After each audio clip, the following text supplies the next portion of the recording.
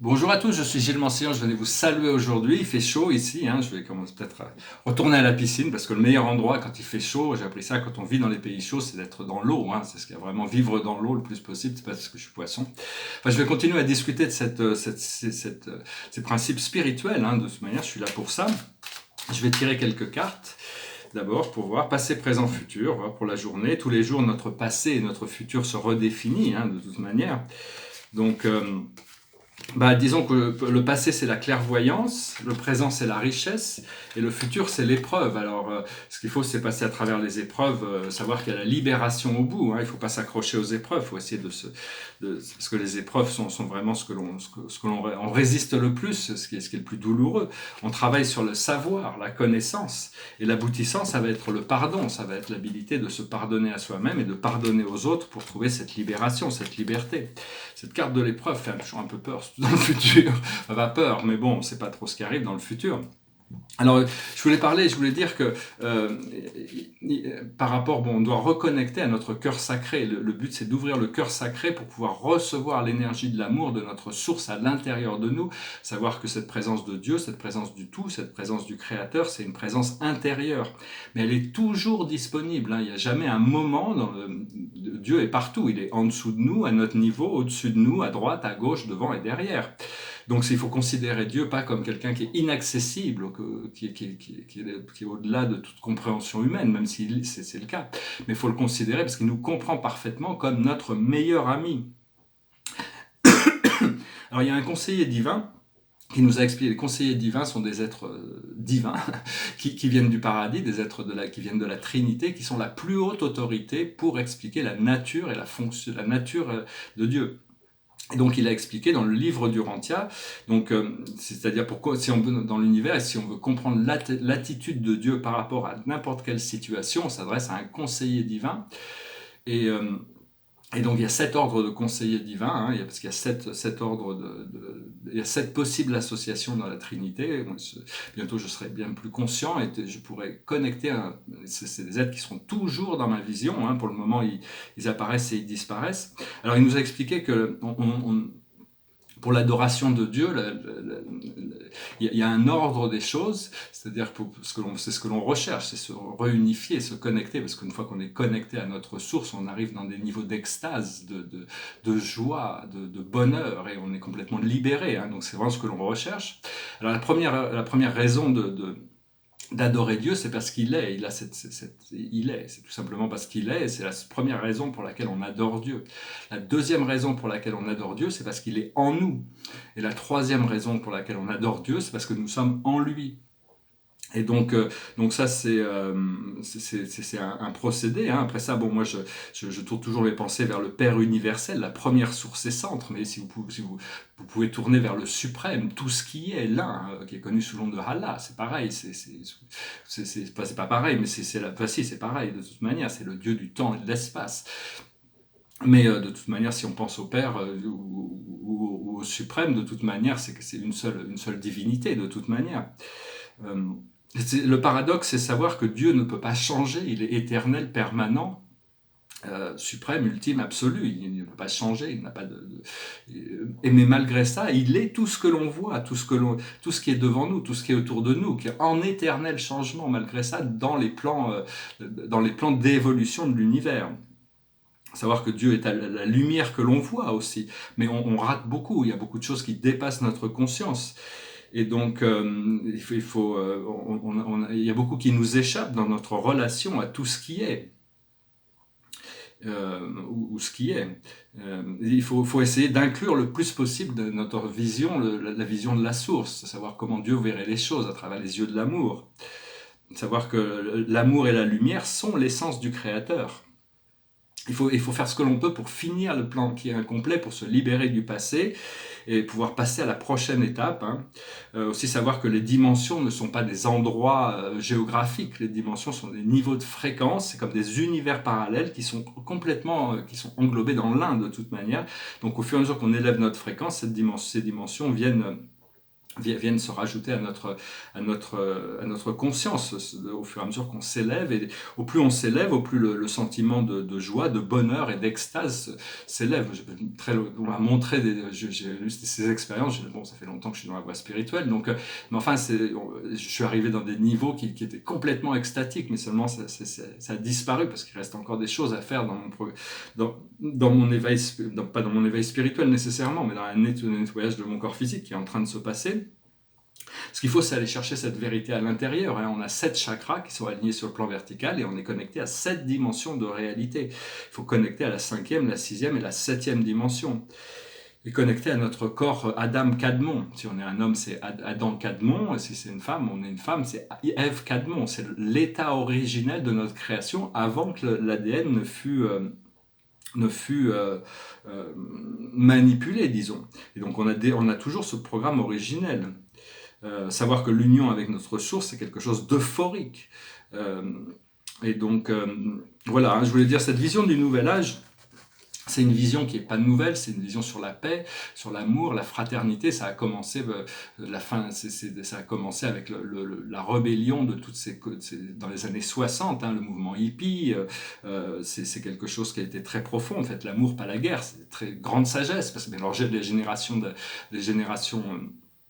d'avant ne voulaient pas ça, ils préféraient la guerre à toute cette rébellion contre ces systèmes de tyrannie, mais malgré ça on n'est pas encore arrivé là, ça va bientôt venir de toute manière, et avec le premier contact on va pouvoir vivre ce rêve utopique de paix et d'unité. Tout est rassemblé dans la chanson de John Lennon et Yoko Ono, Imagine, et cette chanson va bientôt prendre le centre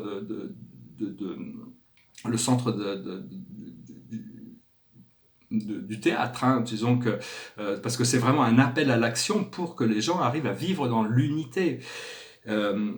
Et donc on se prépare pour ce premier contact, hein. Moi j'ai un projet qui va bientôt commencer, ça va être une opportunité de manifester des choses magiques et merveilleuses, donc on va voir comment ça se développe, hein. Puis je vais chanter cette chanson qui s'appelle Imagine, je vais la traduire pour ceux qui ne comprennent pas l'anglais, parce que c'est important de comprendre, c'est une sorte d'appel, un appel à l'amour, à l'unité, à la paix.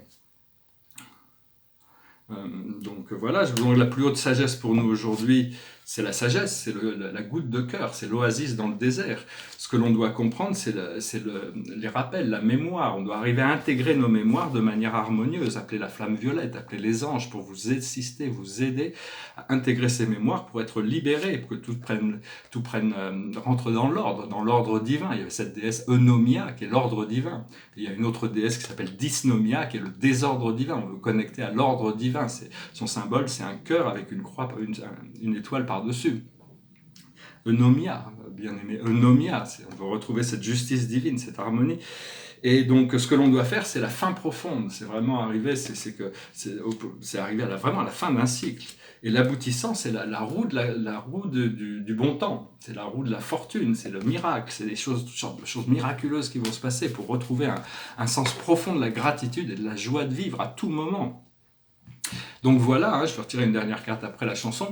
Ici, c'est 2 tableaux. C'est un tableau qui dit tout simplement la vie est une magnifique toile blanche. C'est juste pour nous rappeler qu'on a ce pouvoir quantique de recréer à tout moment. Il n'y a que ici, il n'y a que maintenant qui existe. Il n'y aura jamais qu'ici et maintenant. Et c'est vous ici, maintenant. Il n'y a que ça. Hein. Plus on arrive à se concentrer dans le présent, plus on arrive à lâcher prise sur toutes ces choses qui peuvent encore nous perturber, qui viennent du passé ou qui sont des projections futures. Donc tout le futur, on peut le recréer à tout moment. Il faut se soumettre à la plus haute vision, qui est la vision de notre âme et de notre esprit. Enfin, je donne des conseils ici. Bientôt, je vais passer à autre chose. Mais bon, pour le moment, je continue à être appelé à faire ces messages. Et ici, c'est un tableau assez récent qui est de 2002, enfin plus récent que ceux que j'ai montrés hier, sur les 7 grandes familles spirituelles. Alors, il est très très différent des autres, hein, mais bon, il représente, et là je viens d'en commencer un autre, une toile sur ces 7 grandes familles spirituelles. Ça me permet aussi de communiquer avec tous ces mondes, parce que quand je peins ces tableaux, je communique avec les mondes spirituels. Je suis co-créateur avec des forces qui me dépassent, et des fois ça prend du temps, même pour moi, de comprendre certains détails qui sont associés à ma peinture. Donc voilà, alors cette chanson Imagine, pour ceux qui ne comprennent pas l'anglais, je vais la traduire, c'est simple, c'est une petite chanson toute simple qui dit « Imaginez qu'il n'y a pas de paradis ». C'est facile si vous l'imaginer. Il n'y a pas d'enfer en dessous de nous. Au-dessus de nous, il n'y a que le ciel. Imaginez que tous les peuples vivent pour aujourd'hui. Imaginez qu'il n'y a pas de pays. C'est pas très dur à faire. Qu'il n'y a pas de raison de tuer ou de mourir. Qu'il n'y a pas de religion non plus. Imaginez que tous les peuples vivent en paix. Vous pouvez dire que je suis un rêveur, mais je ne suis pas le seul. J'espère qu'un jour vous nous joindrez et que le monde pourra être un. Imaginez qu'il n'y a pas de possession. Je ne sais pas si vous pouvez. Il n'y a pas de besoin d'avoir faim ou d'être avide. C'est une fraternité humaine. Imaginez tous les peuples du monde partageant le monde. Vous pouvez dire que je suis un rêveur, mais je ne suis pas le seul. J'espère qu'un jour vous nous joindrez et que le monde pourra vivre en tant qu'un. C'est vraiment une chanson qui nous appelle. Même si, bon, il y a un paradis, il y a des gens qui créent des enfers aussi. C'est tout dans les plans astro, c'est une sorte de conception que chacun... c'est des plans de transition, de toute manière. Mais, parce que John Lennon était assez athée, mais bon, il avait quand même cet humanisme, cette inspiration qui lui faisait comprendre que si on arrive à dissoudre tout ce qui sépare, on arrive dans cette unité, dans ce bonheur, dans cette joie. Donc voilà, c'était juste des idées qui sont personnelles. Je cherche pas à dire que mes idées sont supérieures aux autres. C'est juste mais enfin, c'est des choses qui doivent venir. C'est cet âge d'or, cette loi de l'un, cette loi de l'un où tout est un, tout est amour, tout est bien. Il y a vraiment de quoi, il y a vraiment de quoi se réjouir par rapport à la possibilité de tous les jours en travaillant sur soi-même pour se préparer pour cet âge d'or. Donc voilà, la chanson goes like this. Imagine there's no heaven. It's easy if you try. No hell below us, above us only sky. Imagine all the people living for today. Hey, hey, hey. Imagine there's no countries. It isn't hard to do.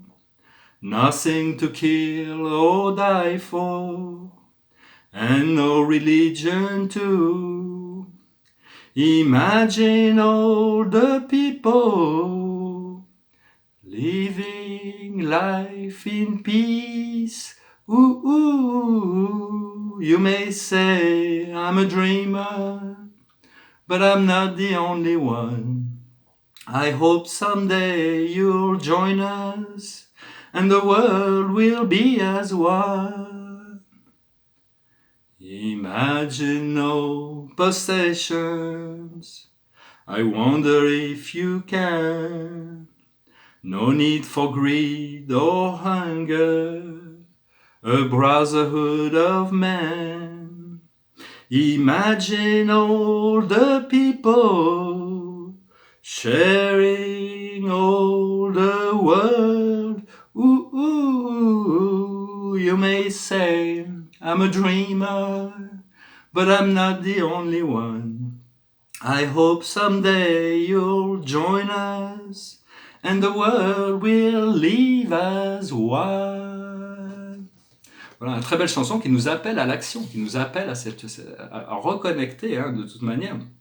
Donc je vous remercie d'aimer, de partager, de souscrire, de commenter sur ces idées. De toute manière, on est en train de s'éveiller. Tous ceux qui sont prêts à adresser, parce que bon, il y a beaucoup de gens qui refusent d'adresser ce monde intérieur pour continuer leur jeu dans la dualité. Il faut les respecter aussi. Ce qu'il faut, c'est retrouver notre pouvoir pour pouvoir commencer à influencer le monde de plus en plus. Et donc, oui, je vais regarder un documentaire sur John Lennon hier. Ça, c'était assez intéressant. Je suis tombé un peu par-dessus sur ma chaîne préférée, parce que ma chaîne en France préférée, ça reste Arte quand même. Alors, la carte de la journée, c'est partir ou voyager. On se prépare vraiment pour des voyages, des grands voyages, toutes sortes de voyages. Ça peut être des voyages, c'est notre conscience voyager, mais ça va être aussi des voyages physiques, matériels, et toutes sortes de choses qui se préparent. Je vous souhaite une excellente journée, je vous remercie pour tout et je vous dis à très bientôt. Namasté.